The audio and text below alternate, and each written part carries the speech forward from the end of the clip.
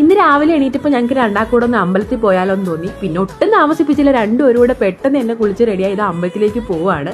അത് പലപ്പോഴും അങ്ങനെയാണ്, നമ്മൾ മുൻകൂട്ടി എന്തെങ്കിലും പ്ലാൻ ചെയ്ത് കഴിഞ്ഞാൽ നമുക്കൊന്നും നടക്കത്തില്ല. പക്ഷെ പെട്ടെന്ന് അൺഎക്സ്പെക്റ്റഡ് ആയിട്ട് നമ്മൾ എന്തെങ്കിലും തീരുമാനിക്കുകയാണെങ്കിൽ ആ യാത്ര നടക്കൂല്ലേ. പക്ഷെ ശരിക്കും ഇത് വളരെ ദൂരമൊന്നുമില്ല. ഇത് ഞങ്ങളുടെ വീടിനടുത്തേനുള്ള ശങ്കരനാരായണ സ്വാമി ക്ഷേത്രത്തിലേക്കാണ് ഞങ്ങളീ പോകുന്നത്. ഇതൊക്കെ ആ ക്ഷേത്രത്തിൻ്റെ ഒരു അറ്റ്മോസ്ഫിയർ ആണ്. ഭയങ്കര പീസ്ഫുള്ളാണ് ഇവിടെ വന്നിരിക്കാൻ. ഇത് അമ്പലത്തിൻ്റെ കുളമാണ്.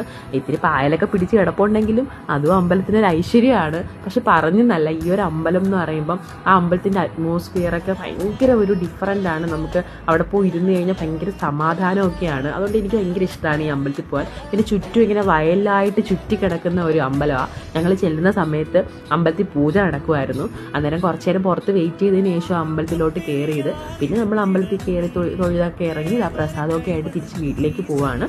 പിന്നെ പാൽപ്പായസം ഉണ്ടായിരുന്നു. ആരിൻ്റെ കയ്യിൽ ഇരിക്കുന്നത് പാൽപ്പായസമാണ്. ഞങ്ങളങ്ങനെ പാൽപ്പായസമൊക്കെ മേടിച്ച് പ്രസാദമൊക്കെ ആയിട്ട് വീട്ടിലേക്ക് പോകുന്നു. അപ്പോൾ അത്രയേ ഉള്ളൂ. ടാറ്റാ.